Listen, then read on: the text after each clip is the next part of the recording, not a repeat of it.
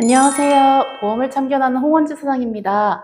오늘 간병보험 2탄 치매보험에 대해 말씀드려 보겠습니다.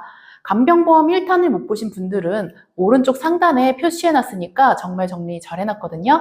한번 보고 오시면 더 도움 되실 거예요. 지난번 간병진단비하고 제가 시설보험 설명드렸는데 오늘 치매보험은 금방 끝납니다. 그리고 지정청구 대리인 제도라고 정말 중요한 내용 같이 설명드릴 거니까 꼭 집중해서 시청해 주세요. 시작해 볼게요.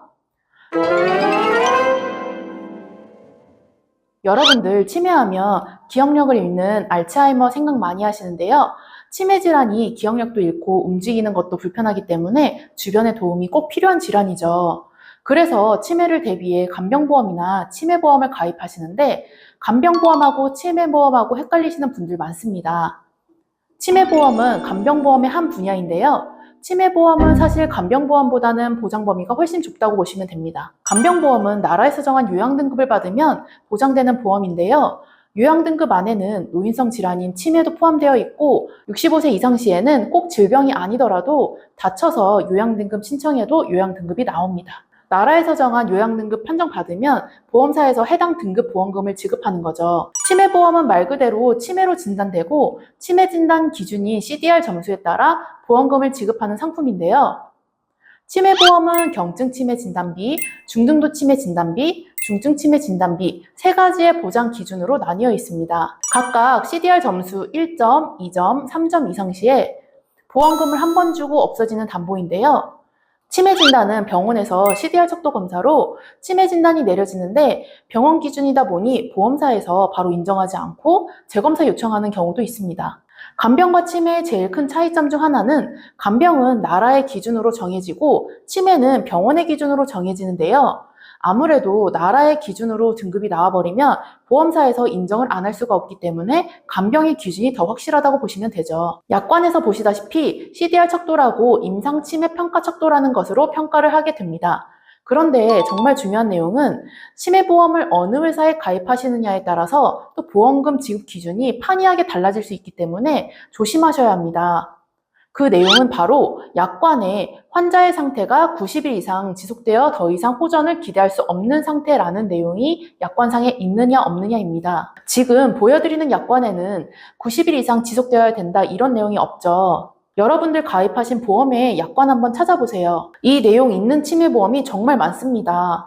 같은 치매 진단비를 가입하는데 어느 회사는 90일 이상 진단받은 치매 상태가 계속되어야 보장을 받을 수 있지만 어떤 회사는 CDR 점수 해당 시 보험금 지급 심사가 이루어지는 것이죠.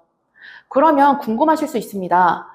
치매로 진단받으면 어쨌든 나라의 노인 장기 요양 보험에서도 등급 판정을 받을 수 있는 것인가 하고 말이죠. 지금 보여드리는 자료는 CDR 평가할 때 치매에 대한 평가 항목입니다. 다음 내용은 노인 장기 요양 보험의 등급 판정 항목인데요. 노인 장기 요양보험은 인지 기능만 보는 게 아니라 신체 기능, 행동 변화, 간호처치 등 다양한 항목을 두고 방문 조사가 이루어지기 때문에 치매 판정을 받는다고 반드시 등급 판정을 받는다고 볼 수는 없습니다.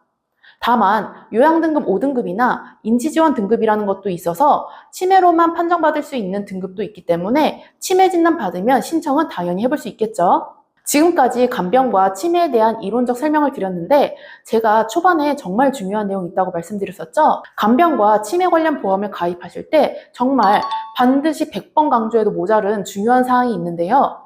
치매나 뇌질환, 기억력 소실과 연관된 보험들은 반드시 여러분들이 가입하신 이유더라도 지정하셔야 하는 것이 있습니다. 바로 지정대리인 청구 제도입니다. 보험금은 약관상 계약자나 피보험자만 청구가 가능한데요. 문제는 치매가 걸리거나 뇌질환, 기억력 소실로 인해서 내가 치매보험이 가입되어 있는지도 기억을 못하거나 청구를 하기에 어려움을 겪는 경우가 있기 때문에 지정대리인 청구 제도라는 것이 있습니다.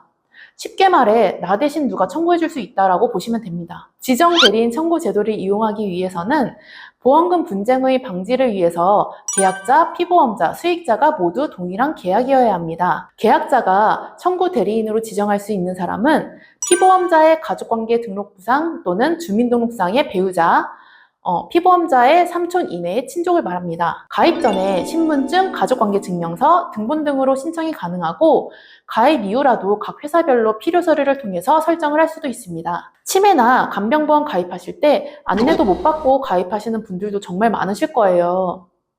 이미 가입하신 분들은 가입하시고도 변경 가능하니까 꼭 설정해 놓으세요. 가입도 중요하지만 보험금은 잘 받을 수 있는 조건도 만들어놔야 하겠죠? 오늘은 치매보험하고 지정대리인 청구제도 설명드렸는데요. 저는 개인적으로 치매보험보다는 간병보험이 보장 범위가 넓기 때문에 치매보험보다 제가 시설급여금을 지원하는 간병보험이 더 필요하지 않을까 싶긴 합니다. 그런데 간병에서도 정말 중요한 보험이 하나 있는데요. 바로 간병인 보험입니다. 연령 상관없이 정말 필요한 보험이고 실손이나 나라에서 지원이 되지 않는 부분이다 보니 꼭 필요한 부분이라고 생각합니다. 간병인 관련해서는 내용이 길어져서 다음 시간에 설명드리도록 할게요. 구독 눌러두셨다가 간병보험 3탄도 꼭꼭 시청 부탁드립니다. 보험은 가입보다 유지가 중요한 상품 중에 하나입니다. 가지고 계신 보험에 대해서 도움이 필요하시거나 분석이 필요하신 분들은 물어봐 주시면 약관까지 분석해서 세부적으로 확인해 드리도록 하겠습니다. 오늘 내용이 도움이 되셨다면 구독과 좋아요 눌러주시고 지금까지 보험을 참견하는 홍원 지사장이었습니다. 안녕.